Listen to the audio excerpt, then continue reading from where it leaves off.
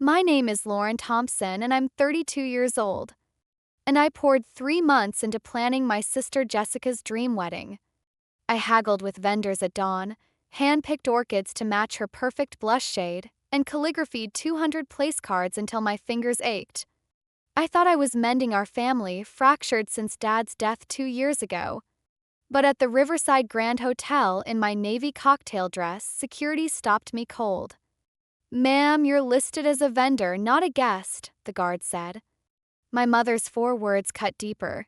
"You're just the help." What unfolded in that ballroom flipped my inheritance, my family, and my understanding of Dad's final wishes upside down.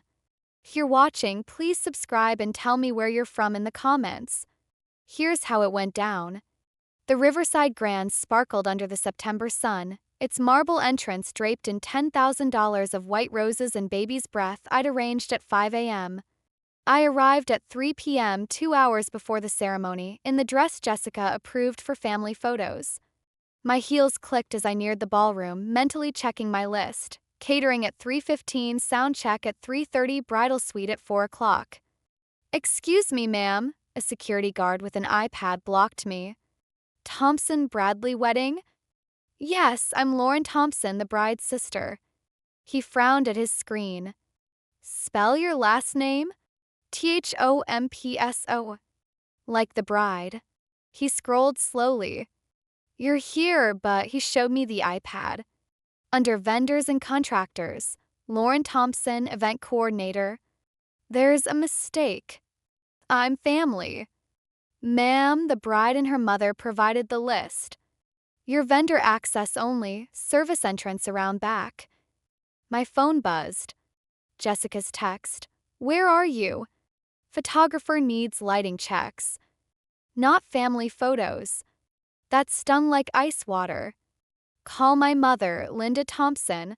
He radioed his supervisor. 5 minutes dragged. Guests, Dad's old colleagues who knew me as a kid, walked by, their glances burning. I stood there, feeling like hired help. 2 years ago, Dad's heart stopped at Thompson Enterprises. I handled the funeral, notifications, and business decisions while Mom and Jessica grieved. "You're so strong, Lauren," they said. "Like your father." Translation: I didn't cry, so I must be fine. Mom always said I got Dad's workaholic streak, his emotional walls, his love for spreadsheets. "Jessica has his heart," she'd tell relatives. "Lauren's all business, no warmth." 3 weeks after the funeral, I was excluded from a family meeting about Dad's estate. I found out when I saw Harold Morrison's car at Mom's. "Just formalities," Mom said, brushing me off. "Dad's will. Jessica and I are handling it." This to the daughter with a business degree. I was too raw to argue. Morrison looked uneasy, but Mom cut him off. "Lauren has her little event business." Little. I just planned the governor's ball. Grief makes people strange, I thought. I didn't know they were erasing my place in Dad's legacy. Jessica's engagement came 6 months ago. "I need the perfect planner," she said at dinner.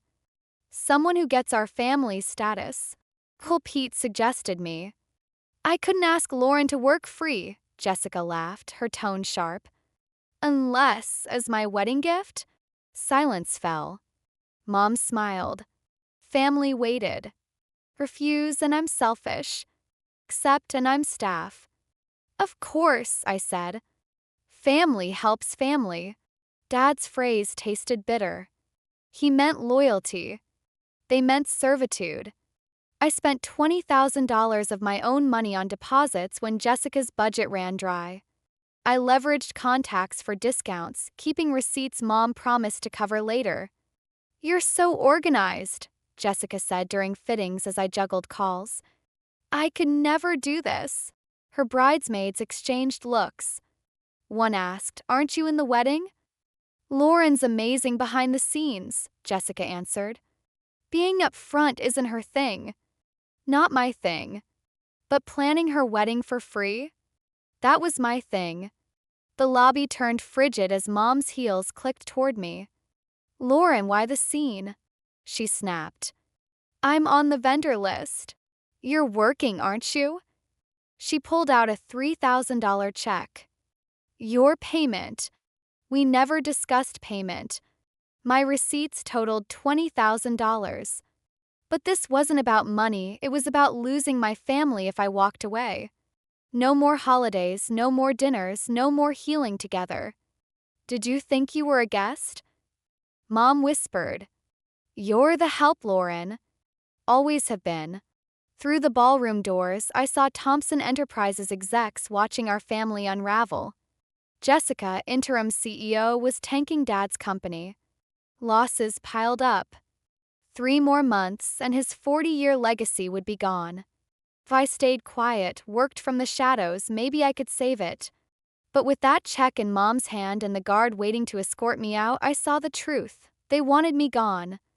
Thank you for clarifying my position. If you've ever felt invisible in your family despite giving everything, you'll get what happened next.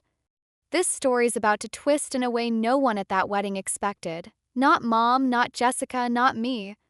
Please subscribe and hit the notification bell. Your support lets me share stories about standing up with dignity. Comment below. Has family ever taken advantage of you? I read every comment. Now, the moment everything changed. Your position? Mom's laugh sliced. You don't have one. I planned this wedding. And you were paid. She waved the check. Take it. $20,000 in deposits. Your choice. No one asked you to. Jessica did. She asked for help. You went overboard as usual. The guard shifted. Guests, Dad's golf buddies, Mom's book club watched. My phone buzzed. Morrison again. I should go. You should work. We paid you. $3,000? My day rate's $5,000. Family discount. Mom's smile was razor sharp. Or are we not family? Clearly not.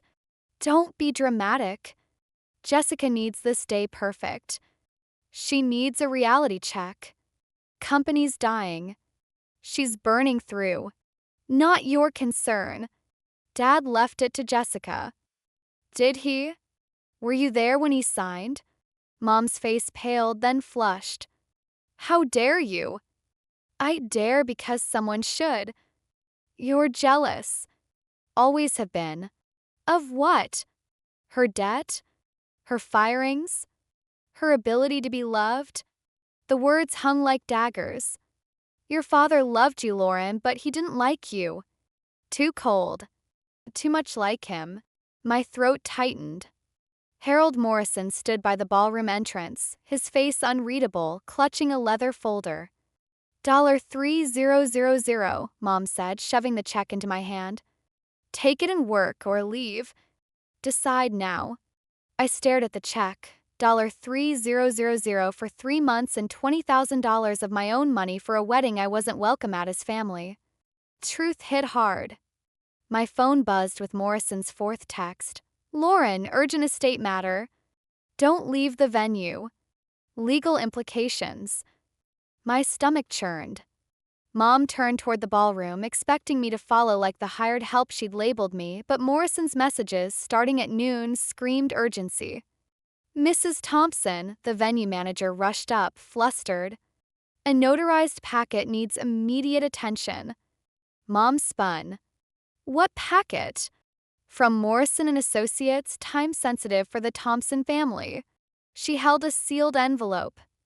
Needs all beneficiaries' signatures. No pending estate matters, Mom said too fast. Ma'am, Mr. Morrison said before the ceremony. I saw Mom's jaw clench.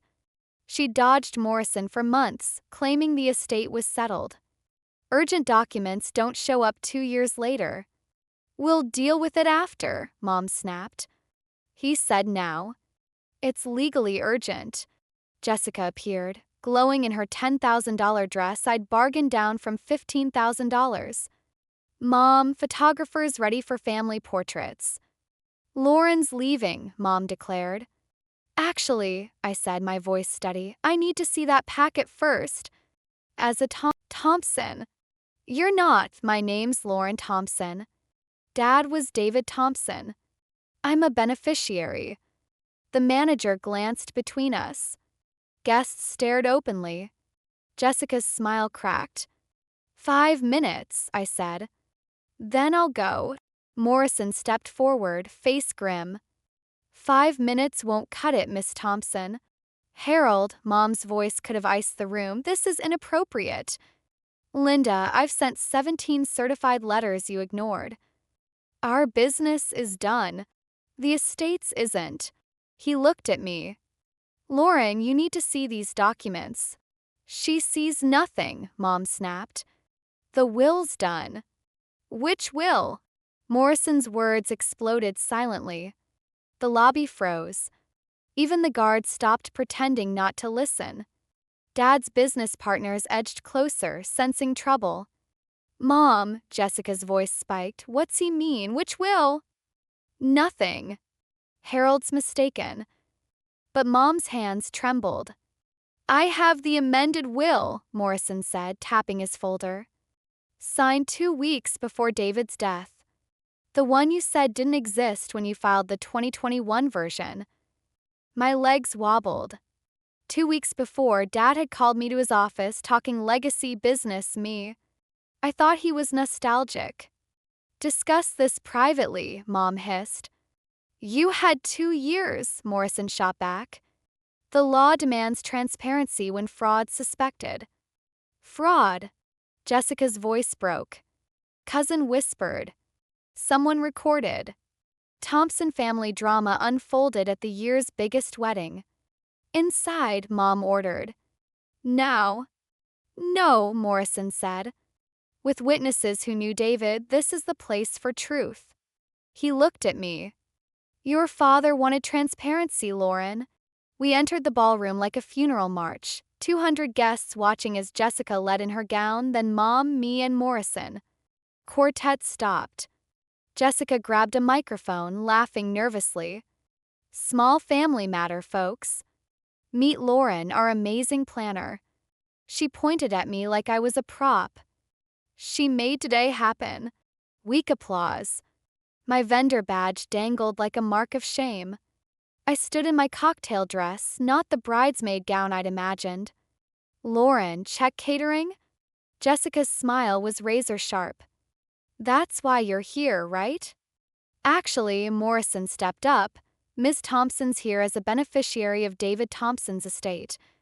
Whispers erupted. Mom grabbed Jessica's arm. Harold, stop. Lauren, Jessica snapped. You're embarrassing me. I haven't spoken. Your presence is enough. She faced the crowd. My sister struggles with boundaries. Today's about family. Cut in, voice clear. Then why am I a vendor, not at the family table? Gasps spread. Jessica's maid of honor gaped. The groom looked lost. You're working, Jessica said like I was slow. Coordinators don't sit with family. Sisters do.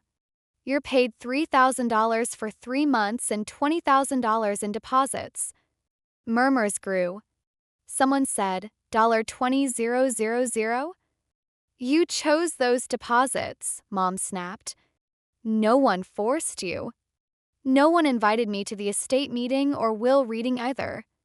You were busy with your little business. That planned this wedding. Uncle Pete stood. Linda, why isn't Lauren with us?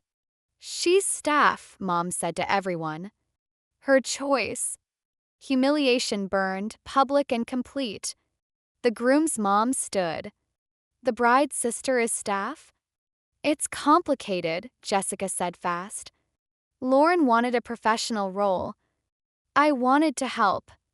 You called it my wedding gift. Gifts don't have invoices. Neither does family loyalty. The photographer kept filming. This was legendary footage. Leave, Mom said. You're ruining Jessica's day. I planned every detail. Centerpieces, 3 hours each.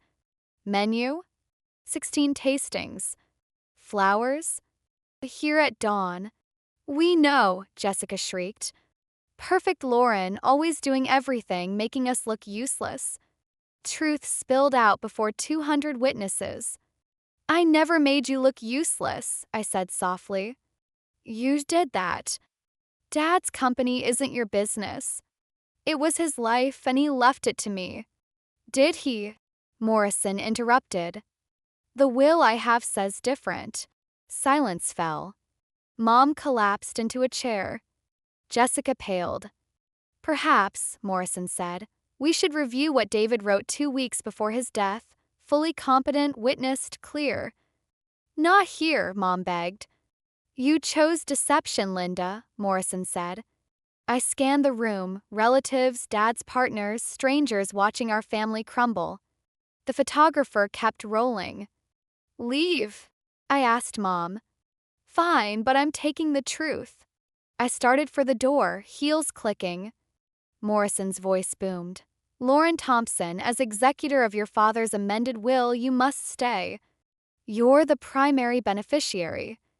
The room exploded. Jessica fell into her groom's arms. Mom froze. I stopped at the door, 200 pairs of eyes on me. This changed everything.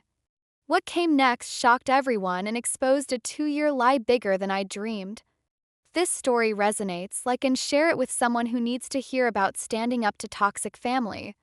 Your support spreads these stories. I see your comments about similar experiences. You're not alone. Now, let's see how justice unfolded before 200 witnesses. I turned back, legs shaky. Morrison stood center stage, every eye on him. He opened his folder like a judge. Miss Lauren Thompson, he said, please come forward. This is about your inheritance. My heart pounded, but I walked through the silent crowd.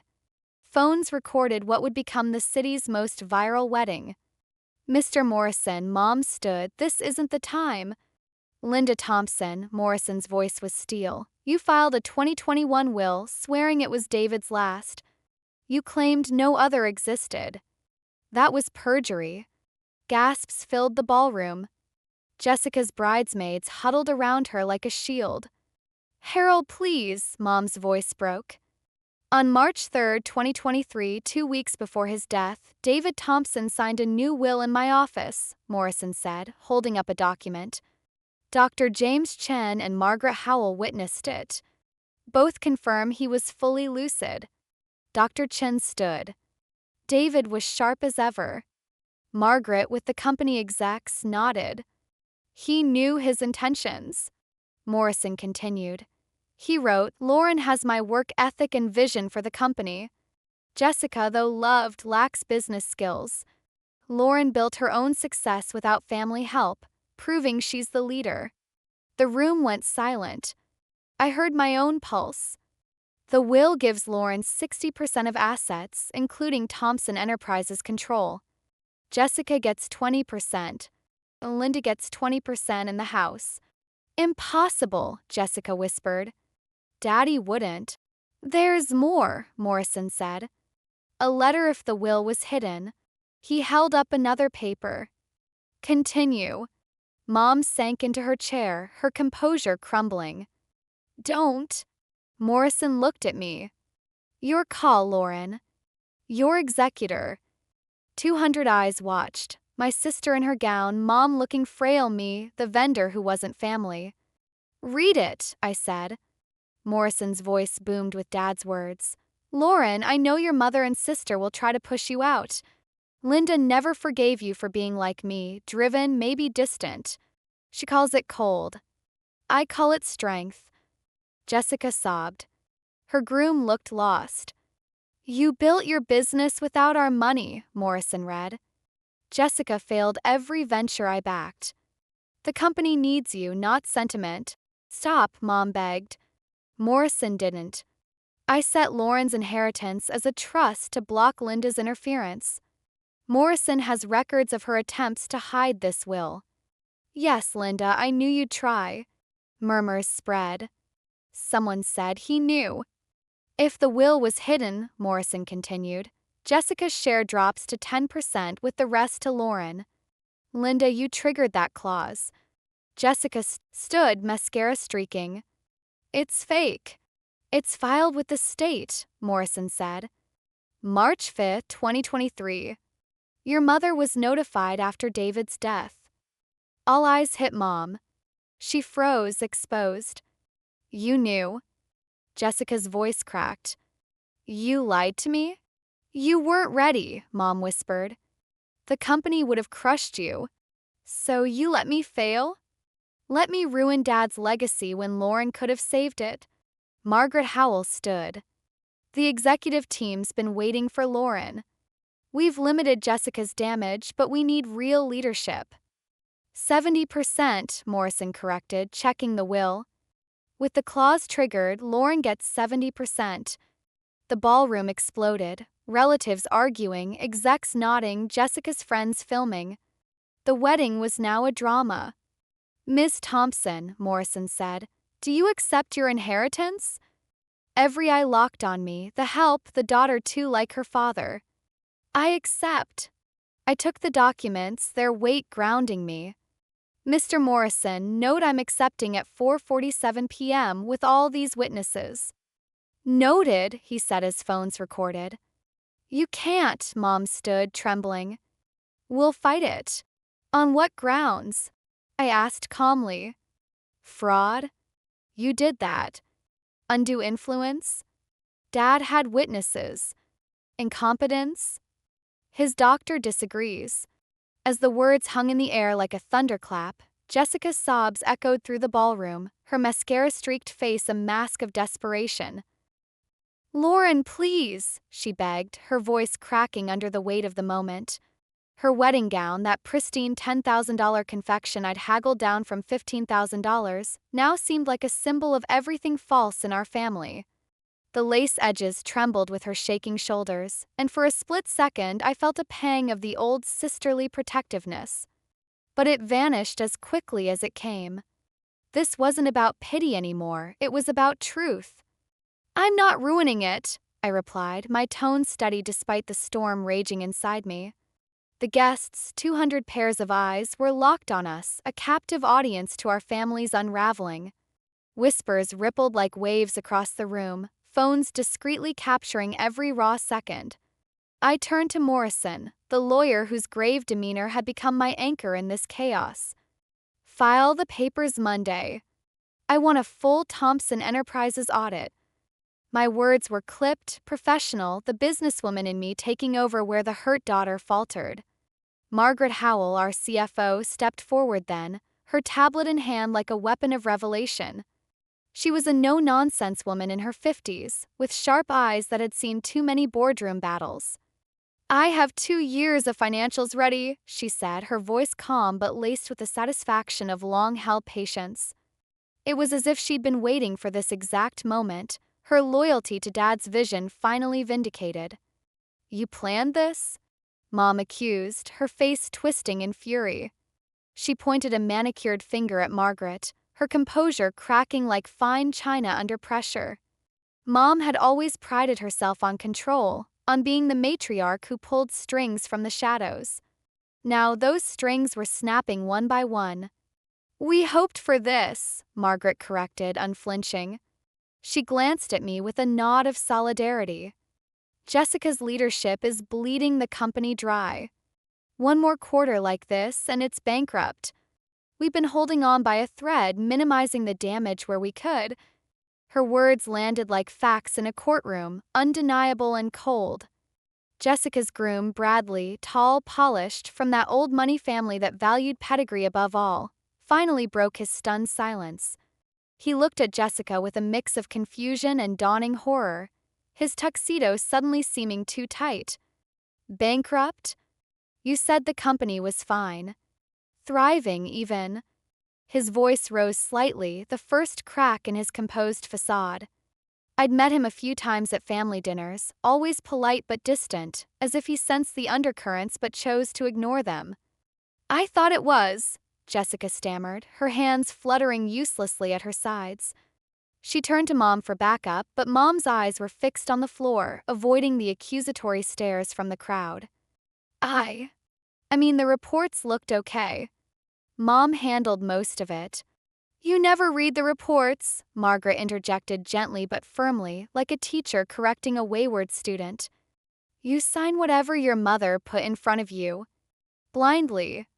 We've lost key clients because of it. Deals your father nurtured for years, gone in a signature. The room's energy shifted then, the murmurs growing louder. I could feel the heat of spotlights, metaphorical and literal, from the wedding photographer who was still discreetly filming, turning this into unintended documentary footage. My heart pounded, but I pulled out my phone, my fingers steady as I dialed. Tom, I said when the line connected, it's Lauren Thompson. Freeze all Thompson Enterprises accounts pending audit. Authorization code is Delta 7 Alpha 92 Charlie. I recited the numbers Dad had made me memorize 3 years ago during one of our late-night strategy sessions in his office. He'd called it just in case, his eyes twinkling with that mix of pride and caution. I never imagined the case would be this. Mom gasped, her hand flying to her chest as if I'd slapped her. You had access all this time. Her voice was a whisper shout, laced with betrayal, as if I were the one hiding secrets. Dad named me emergency executive 3 years ago, I explained, meeting her gaze without flinching. I never used it out of respect for family. For you and Jessica. I thought we were healing together after his death. I stared at her, the weight of 2 years' worth of suppressed anger rising. That respect ends now. Margaret's phone pinged almost immediately, a sharp notification cutting through the tension. She glanced at it and nodded. Accounts frozen. All company credit cards deactivated. As if on cue, Jessica's phone beeped in her clutch, a declined transaction alert, no doubt from some last-minute wedding expense. Her face crumpled further, the bride's glow extinguished. Uncle Pete, Dad's brother and one of the few family members who'd always treated me fairly, approached then. His face was lined with a mix of sorrow and approval. Lauren, he said quietly, placing a hand on my arm, your father would be proud of you right now. I shook my head, raising my voice so the room could hear. No, I said loudly, the words echoing off the crystal chandeliers. He'd be ashamed it came to this, that his wife and daughter chose control over competence, wrecking his legacy out of greed and spite. The accusation hung heavy, and I saw several of Dad's old business partners nodding solemnly from their table. They knew the truth. They'd watched the company's decline from afar. Effective immediately, I announced to the room, my voice carrying with the authority I'd earned through years of building my own event planning business, Margaret Howell is interim CEO. All spending over $5,000 requires my personal approval. Gasps rippled again, but this time they felt supportive, a collective exhale from those who'd suffered under the previous regime. You can't do that, Jessica cried, her voice pitching higher in panic. She clutched at Bradley's arm, but he was already pulling away subtly. I own 70% now, I reminded her coolly. I can. And I am. Turning to the cluster of executives in the crowd, I continued, Margaret will honor all valid contracts. The others will be reviewed for legitimacy. My words were measured, but the implication was clear. What others? Mom snapped, her defensiveness flaring like a cornered animal. She straightened her posture, trying to reclaim some dignity amid the wreckage. Margaret opened her tablet with a few swift taps, her expression neutral but her eyes sharp. The consultancy fees to Jessica's sorority friends, $150,000 for advisory services with no deliverables. The fake office renovation contract that billed $200,000 but never broke ground. And Linda's cousin's marketing firm, which charged $100,000 for campaigns that never ran. She listed them off like items on a grocery list, but each one landed hard, punches to the gut of their deception. The guests buzzed now, the whispers turning to outright conversations. This wasn't just family drama anymore. It was corporate corruption unfolding in real time, with crystal glasses and floral centerpieces as the backdrop. I could smell the heavy scent of the white roses I'd arranged at dawn, now mocking the purity they were meant to symbolize. How much in total? I asked Margaret, my voice cutting through the noise. I needed the number, the concrete proof to seal this. Roughly $500,000 in shady expenses over 2 years, she replied, her tone matter-of-fact. We've documented it all, waiting for the right moment. Bradley stepped back fully now, his face paling. $500,000? You said the company was yours, your success, your inheritance. He looked at Jessica like he was seeing her for the first time, the illusion shattered. It was, Jessica said weakly, her defense crumbling.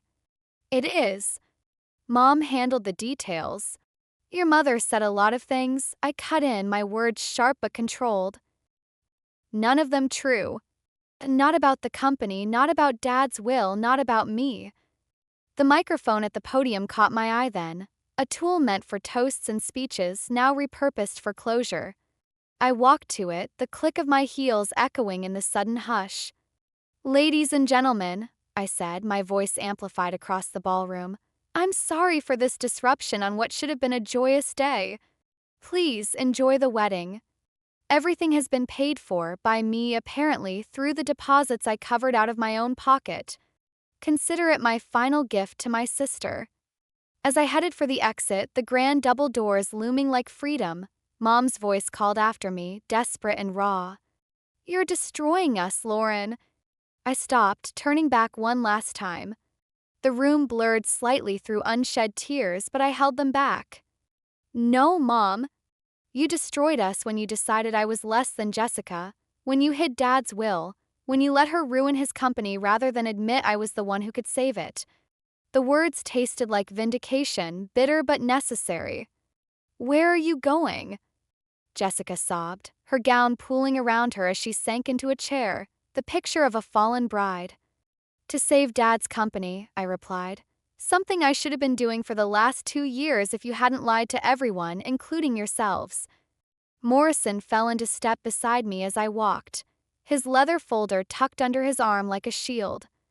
Your father left a private letter for you, he said softly, away from the prying ears.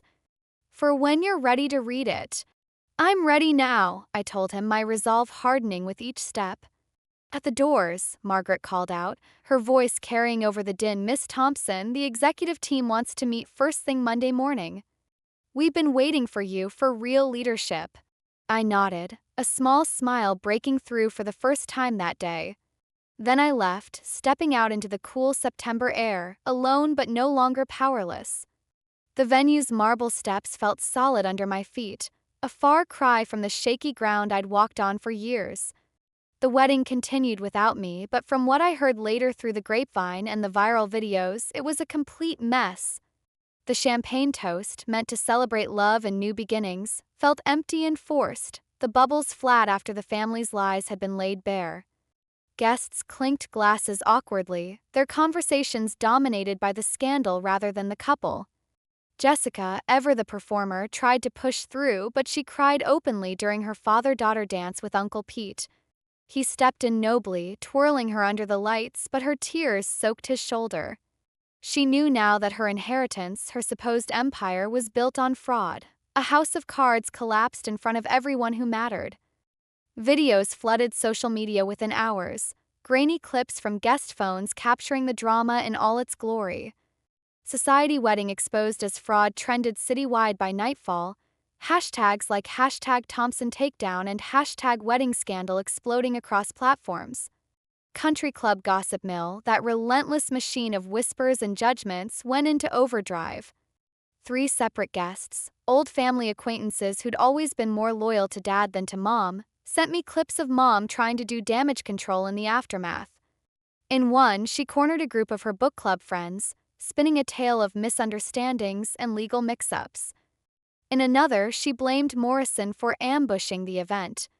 Each version unraveled faster than the last, her stories contradicting themselves as the truth spread like wildfire. By Sunday morning, the fallout had reached Jessica's new in-laws. Bradley, her groom, had tough questions, hard, probing ones that cut to the core of their relationship.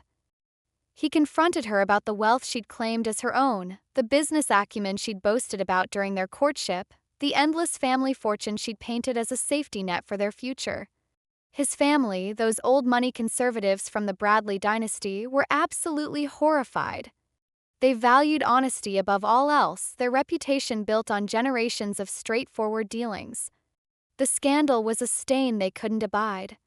The honeymoon to Bali, that luxurious escape to white sand beaches and private villas, was postponed indefinitely, cancelled really, as the marriage itself teetered on the edge. Mom tried calling me 47 times that day, her number lighting up my phone like a persistent alarm. Voicemails piled up, each one more frantic than the last. Pleas for understanding, accusations of overreaction, even veiled threats about family loyalty. I didn't answer once. Instead, I spent Sunday holed up in a quiet cafe with Margaret Howell, poring over 2 years of financial ruin. Spreadsheets and reports covered the table, a grim timeline of mismanagement. Jessica had signed off on everything blindly, her signature scrawled across documents she likely never read. Mom had used that naivety to siphon funds to her circle of friends through fake contracts, ghost services that existed only on paper.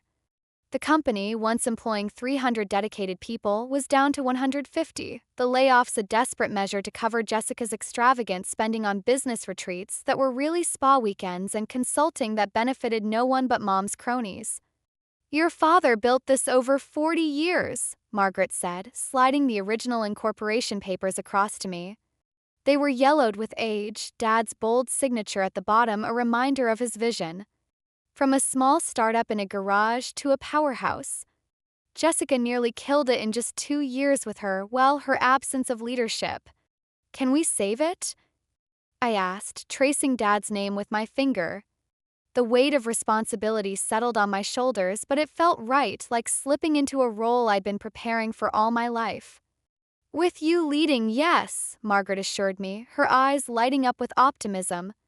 "The foundation's solid, the core products, the patents, the loyal clients who stuck around despite everything. The damage is fixable." Jessica lost those accounts through sheer incompetence, not because of market shifts or competition. Bad decisions, ignored warnings, that's all it was. Monday morning arrived with a crisp autumn chill, and I stepped into the Thompson Enterprises headquarters as the rightful owner for the first time. The lobby, with its sleek glass walls and Dad's portrait hanging proudly, felt like home. As I walked through, the remaining employees stood from their desks and applauded, a spontaneous, heartfelt ovation that brought a lump to my throat. They'd endured Jessica's chaotic mismanagement, her erratic decisions, and Mom's interfering hand, watching helplessly as the company they loved crumbled. Layoffs had hit hard, morale had plummeted, but now there was hope in their eyes. "We tried warning her," the head of sales confided as we shook hands in the conference room. He was a veteran, hired by Dad himself decades ago. "About the bad deals, the unnecessary cuts. She called us negative, said we didn't understand her vision. Your mom backed her up every time, claiming we were undermining female leadership. Female leadership, as if the issue was gender and not glaring incompetence. Stung, the way they'd twisted empowerment into a shield for failure. By noon that day, I'd reversed 6 of Jessica's worst decisions, reinstated a key supplier contract she'd canceled on a whim, renegotiated terms with a major client she'd alienated, and halted a pointless rebranding effort that was draining resources. By the close of business, we'd retained 3 clients who'd been on the verge of jumping ship.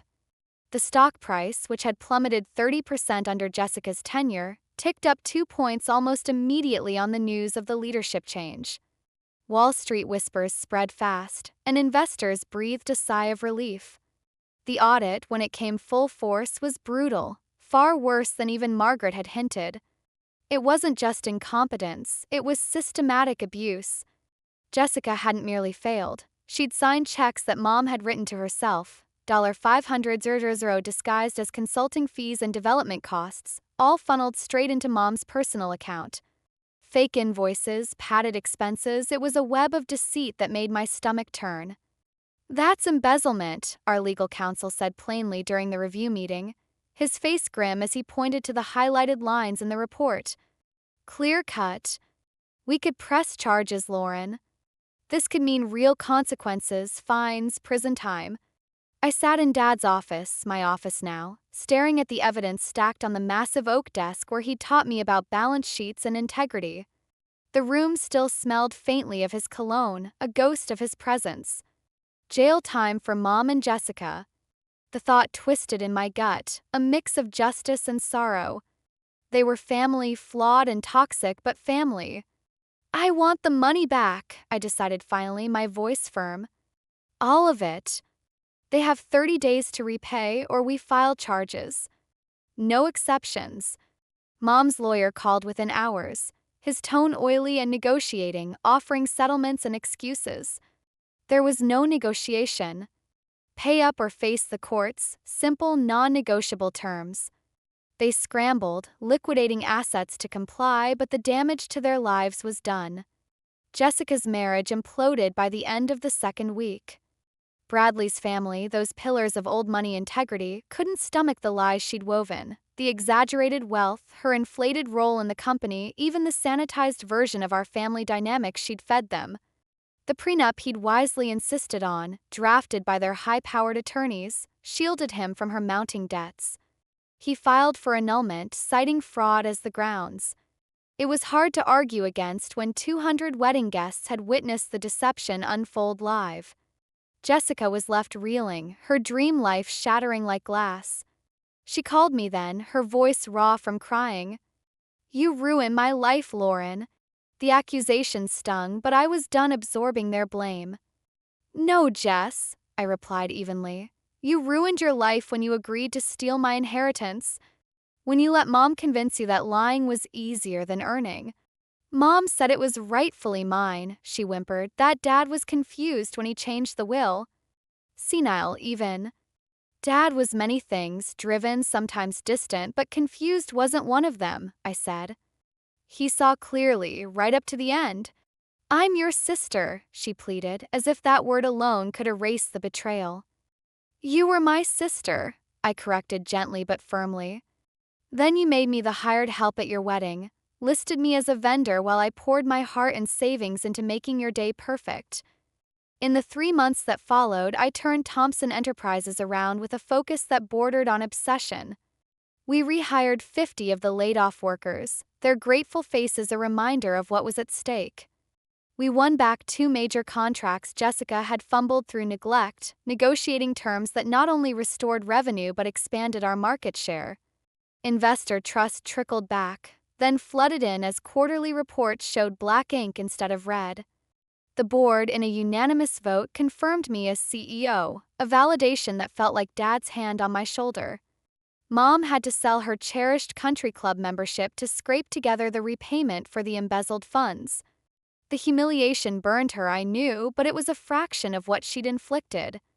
Dad's house, the sprawling estate left to her in the will, was all she had left, but even that came with strings. She couldn't sell or mortgage it without my approval, another clever clause Dad had hidden to prevent further manipulation. She and Jessica became social outcasts, shunned by the elite circles they'd once ruled. The same people who'd witnessed my humiliation at the wedding now whispered about them at galas and luncheons, their invitations drying up like forgotten flowers. Jessica fled the city, moving to a quieter state where she started over as a receptionist at a small law firm. It was ironic, her first real job, earning her own money without the safety net of family wealth. She answered phones, filed papers, and learned humility in the daily grind, far from the boutique shifts and CEO titles she'd flaunted. 6 months after the wedding, I set clear family rules during a tense, mediated meeting. Mom and Jessica weren't exiled completely. I'm not heartless, and Dad wouldn't have wanted total severance, but boundaries were ironclad. They could attend public company events as guests, nothing more. No voting rights on the board, no access to offices or financials, no say in decisions that affected the legacy they'd nearly destroyed. "Family helps family," I told Mom, quoting Dad's favorite phrase as we sat across from each other in a neutral conference room. The words tasted different now, empowered rather than obligatory. But help doesn't mean enabling lies or accepting abuse. It means accountability. She looked older then, the lines around her eyes deeper, her choices etching themselves into her face like scars. I just wanted Jessica to have something, she admitted quietly, her voice lacking its usual edge. She had something, I countered. My love, my unwavering support, my free wedding planning that cost me $20,000 and 3 months of my life. It wasn't enough because you taught her entitlement, that the world owed her more than she earned. You were always so strong, Mom said almost wistfully. She needed more help. No, Mom, I replied, shaking my head. You chose to give her more. There's a difference between need and favoritism. That conversation marked the end of my chase for their love. The little girl inside me, the one who'd craved Mom's approval through perfect grades and endless achievements, finally understood. It was never about earning. Mom had decided long ago that Jessica was the daughter of her heart, the fragile one to be coddled, while I was just the useful one, the fixer. No amount of success, no spreadsheets of accomplishments would rewrite that script. But I found family elsewhere, in places I'd overlooked before. Uncle Pete became my trusted advisor, offering wisdom over weekly lunches about navigating family ties without losing myself. Dad's old business partners stepped up as mentors, sharing stories of his early days and guiding me through tough negotiations. The employees I'd saved from layoffs became fierce allies, their loyalty earned through fair treatment and shared vision. And Margaret Howell, my steadfast CFO, evolved into a true friend. We'd share late-night coffees over reports, her dry humor lightening the load. Your dad would be proud, she told me one evening as we reviewed quarterly figures showing record profits. The numbers glowed on the screen: growth, stability, innovation. I hope so, I said, leaning back in my chair. He knew, Lauren, Margaret insisted. He knew this might happen. That's why he planned so meticulously, protecting you even from beyond the grave. She nodded toward the framed letter on my desk, Dad's private missive that Morrison had handed me after the wedding. It read, Lauren, if you're reading this, they've shown you who they are. Believe them. Build the life and company you deserve, not the family you wish you had. Your strength isn't coldness, it's clarity. Use it. Love, Dad. I use that clarity every day, not with cruelty, but with purposeful boundaries. Companies soared under my leadership, expanding into new markets and earning industry awards. I started dating someone, a kind, ambitious architect, who valued my strength instead of resenting it, seeing it as a compliment to his own drive. I built friendships with people who saw me as a whole person, not a resource to exploit. Family, Mom and Jessica, could visit on neutral ground, but they couldn't take any more. No emotional labor, no financial bailouts, no more diminishing my worth. A year later, Jessica reached out via a tentative email. Therapy had changed her, she claimed, peeling back layers of entitlement and resentment. She wanted to apologize, maybe rebuild something from the ashes. We met for coffee in a quiet cafe, away from prying eyes. She looked different, humbler, her hair in a simple ponytail, no designer labels in sight. She was still working that receptionist job, grinding through the realities of self-sufficiency. I'm sorry, she said, her eyes meeting mine without deflection. For the wedding, for the lies, for believing Mom when she said I deserved your share. I was blind, Lauren. Wrapped up in her narrative. I appreciate that, I replied, sipping my latte. It was genuine but guarded. Trust doesn't rebuild overnight. Can we be sisters again? She asked, hope flickering in her voice. We can be civil relatives, I said honestly. Sisterhood requires trust, Jess. That'll take time, actions, not just words. She nodded, tears welling but not spilling over. There was understanding in her expression, a maturity that hadn't been there before. Growth looks different on everyone. Sometimes it's quiet acceptance, sometimes it's hard-won change. For Jessica, it was the start of something real. Mom never apologized outright. She maintained her stance, insisting she'd only protected her struggling child from the world's harshness. But she followed my rules because she had no choice. The legal safeguards Dad put in place left her powerless. The master manipulator, who once controlled our family narrative with a whisper and a smile, now had no leverage. It was a hard lesson but necessary for all of us. Dignity isn't negotiable, not for anyone, especially not family. When someone shows you repeatedly that you're less in their eyes, believe them the first time. Then act, protect yourself, set boundaries, reclaim your space. Standing up isn't cruel, it's essential for survival and growth. I didn't break my family at that wedding. I exposed what was already broken, fractured by years of favoritism and deceit. Their plan to humiliate me, to reduce me to the help in front of everyone, backfired spectacularly. Turned into the spotlight that revealed their lies, illuminating the truth for all to see. Sometimes the greatest gift you can give your family is forcing them to respect you, even if it means they lose the illusions and privileges they've clung to. Dad saw this coming from afar.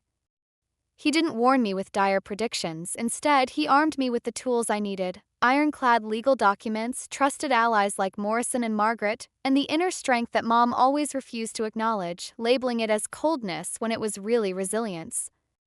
He couldn't shield me from the raw pain of their betrayal, the sting of being sidelined, the ache of lost years, but he ensured I'd triumph when it mattered most. Company he poured his life into thrives today, stronger and more innovative than ever. His legacy endures not in the daughter he adored with easy affection, but in the daughter who proved capable, who rose to lead with the same drive he instilled. And in that choice, I realize now, was his deepest form of love, a quiet, strategic belief in my potential. To those watching who've been designated the family scapegoat, the useful one, the invisible help, know this: your value doesn't hinge on their recognition or approval. Sometimes the only validation you need is your own quiet certainty. Stand firm, your worth isn't up for debate, not even with blood relatives who should know better. Thanks for hearing my story. If it hit home, subscribe and tap the notification bell for more tales of standing tall with dignity. Share this with someone who needs to know boundaries are okay even with family. Comment below: what boundaries have you set with toxic system, toxic relatives? How did you find the courage? Your stories show others they're not alone. Demanding respect isn't cruel, it's essential. Your worth isn't negotiable, not even for family. Stay strong until next time.